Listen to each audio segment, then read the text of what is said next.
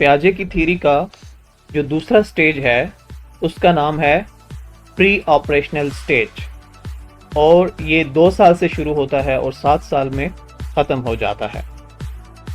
Pre operational जो word है, पहले इसको समझें ताकि आपको ये वाला स्टेज समझने में आसानी हो।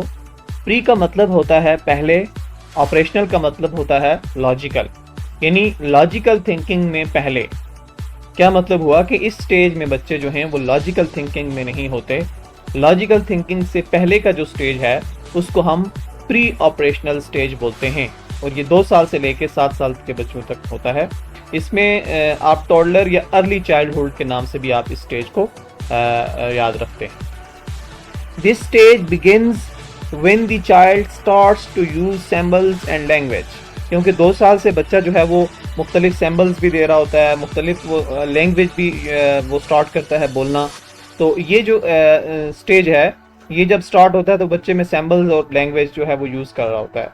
This is the period of developing language and concepts, और इस पीरियड में जो बच्चा है वो क्या करता है, लैंग्वेज को और कॉन्सेप्ट को वो डेवलप कर रहा होता है। So the child is capable of more complex mental representations, i.e. words and images, यानी वो वर्ड्स भी और इमेज भी मुख्तलिफ किस्म की वो रिप्रेजेंटेशन कर रहा होता है इस स्टेज में। He is still unable to use operations, ie logical mental rules such as rules of arithmetic, यानी वो वर्ड्स या इमेजेस तो वो रिप्रेजेंट कर रहा होता है, लेकिन वो ऑपरेशंस नहीं कर सकता। ऑपरेशंस का मतलब है कि लॉजिकल प्रैक्टिकल कोई उस तरह से वो नहीं कर सकता, लॉजिक्स नहीं दे सकता इस एज में, इस जो है इस स्टेज में।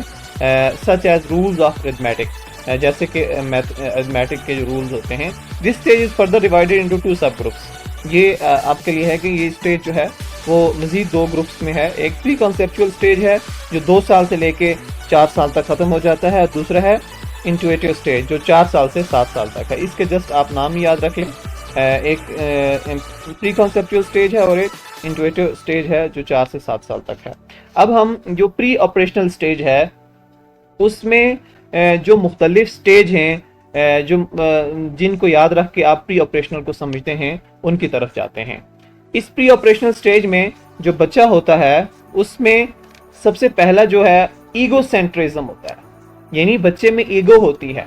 ईगो का ये मतलब नहीं कि वो सेल्फिश टाइप या इस तरह की ईगो होती है। ईगो का मतलब ये है कि बच्चा ये सोचता है कि जो मैं सोचता हूँ या जो मैं करता हूँ, जैसे मैं देख रहा हूँ, जैसे मैं बात कर रहा हूँ, जैसा मेरा पॉइंट ऑफ व्यू है, जैसी मेरी ओपिनियन है, जैसी मेरी राय है, ऐसे ही दूसरे लोगों की भी राय है।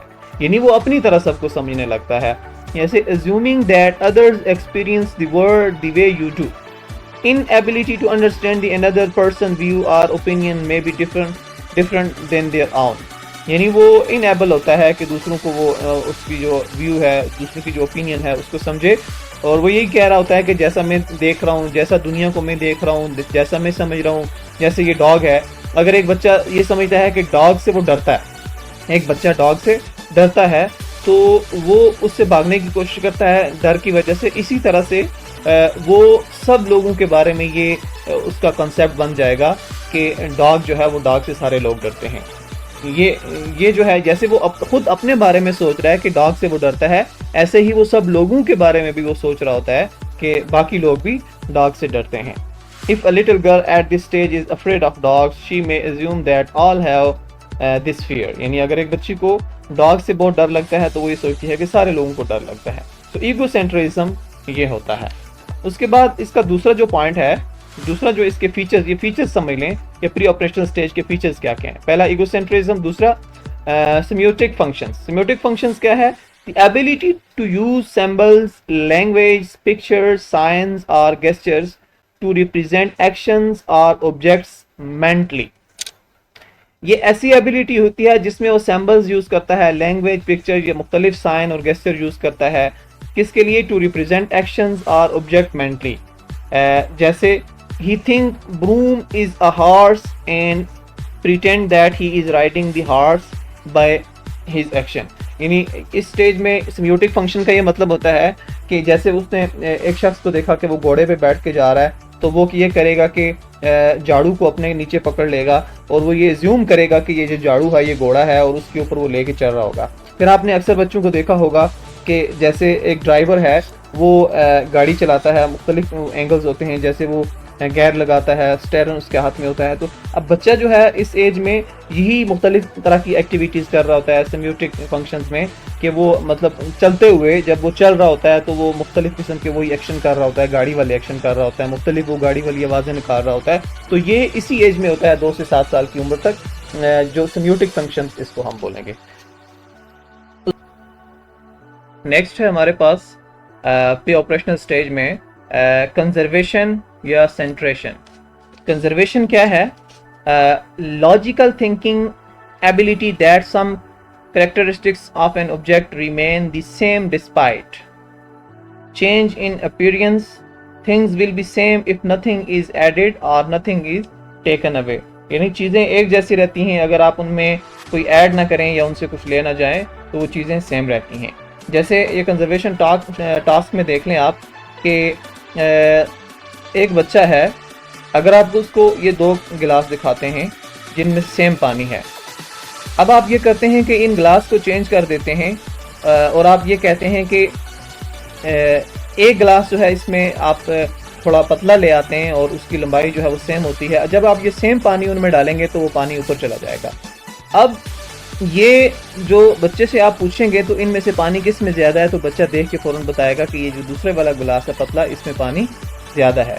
इसी तरह से अगर आप एक गिलास को चौड़ा कर देते हैं तो बच्चा कहता है कि पहले वाले गिलास में पानी ज़्यादा है। यानी वो एक चीज़ पे वो सेंट्रेशन हो जाते हैं, यानी focus on the one aspect of the things at the same time. यानी एक चीज़ पे उनका फोकस होता है कि ये जो है उसकी उनकी नज़र ये जा रही होती है, जैसे पानी को देख रहे होते हैं, उनका फोकस जैसे एक चीज़ पे है, पानी पे है, कि वो देखेंगे यहाँ पे पानी बराबर है तो ये सेम है, इधर पानी ऊपर है तो वो कहेंगे पानी, यानी लॉजिक्स के पीछे नहीं जाते, वो ये देखेंगे कि इधर पानी ज़्यादा है तो वो इसको कहेंगे कि इसमें पानी ज़्यादा, और इसको देख के वो कहेंगे, चौड़े को नहीं देखेंगे बल्कि कहेंगे कि इसमें पानी ज़्यादा है। इसी तरह अगर आप लेंथ की बात की जाए तो स्टिक्स हैं, तो अगर आप स्टिक को तोड़ दें तो वो ये समझेगा कि ये जो स्टिक्स टूटी हुई हैं ये ज़्यादा हैं और ये जो स्टिक है ये थोड़ी कम है।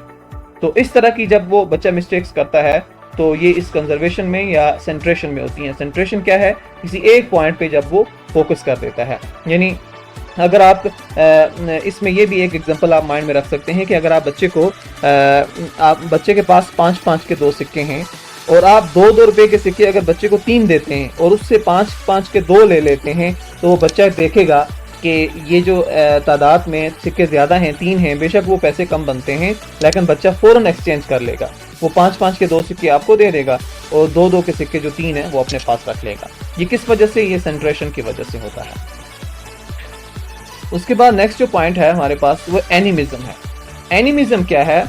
Animism is when an individual gives a lifeless objects human like qualities. जब बच्चे बेजान चीज़ों को जानदार चीज़ें समझने लगें, उनको जानदार चीज़ों की तरह ट्रीट करने लगें, तो इसको हम एनिमिज्म बोलेंगे। An individual usually believes that this object has human emotions, thoughts and intentions. यानी बच्चे ये सोच रहे होते हैं कि ये जो चीज़ है, ये जो बेजान चीज़ है, इसकी इमोशंस भी हैं, थॉट्स भी हैं और इंटेंशंस भी हैं इसकी। जैसे ये देखें, एक बच्ची है, इसने डॉल को पकड़ा हुआ है और वो उसके साथ इंसानों वाला बिहेव कर रही है। वो उसको आप देखें तो फीडिंग भी करवा रही है। तो अब ये देखें, यहाँ पे बच्चा देखें, वो इसके हाथ में एक चीज़ है, इसको कट कर रहा है और वे समझ रहा है कि इसको जैसे मुझे कट लगता है तो इसको भी कट लगता होगा।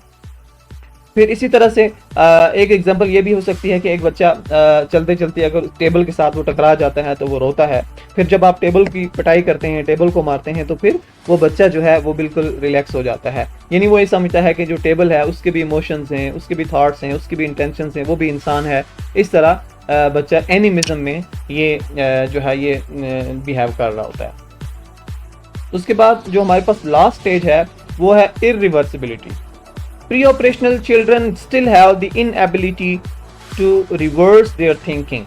यानी irreversibility होती है इस तरह की जो है ये स्टेज होता है। जैसे आप बच्चे को कहते हैं 3 + 2 = 5। आप बच्चे को बताते हैं कि 3 + 2 5 होता है। अब अगर आप बच्चे को पूछेंगे 2 + 3 कितना होता है, वो बच्चा आपको नहीं बता सकता। इसी तरह से ये जो irreversibility है, ये बेसिकली प्याजे का एक बेटा था, उसने उस पर ऑब्जर्व किया था वो अपने बेटे को एक दिन उसने वेन को मिस करवाया और वो बच्चे को खुद लेके स्कूल चला गया। अब वो घर से स्कूल तक बाय फुट गए, पैदल चल के गए। जब स्कूल जाके पहुंचे तो उसने अपने बेटे को कहा कि बेटा आपको घर से स्कूल तक का रास्ता मालूम हो गया है, अब आप वापस खुद घर वापसी पे खुद आ जाना। अब बच्चा आगे से ये जवाब देता है कि मुझे घर से स्कूल तक का जो रास्ता है वो तो मालूम हो गया है, लेकिन स्कूल से वापस घर तक का जो रास्ता है वो मुझे अभी तक मालूम नहीं हुआ है। यानी एक तरफ का रास्ता वो कह रहा है मुझे मालूम है और दूसरी तरफ का रास्ता उसको वो कह रहा है मुझे मालूम नहीं है। इट्स मीन के वो क्या है, इरिवर्सिबिलिटी है, यानी रिवर्सिबिलिटी जो है वो उसके अंदर नहीं है। और ये भी इस स्टेज का एक इम्पॉर्टेंट फीचर्स है। I hope you understand about the second stage of पियाजे, प्री ऑपरेशनल स्टेज।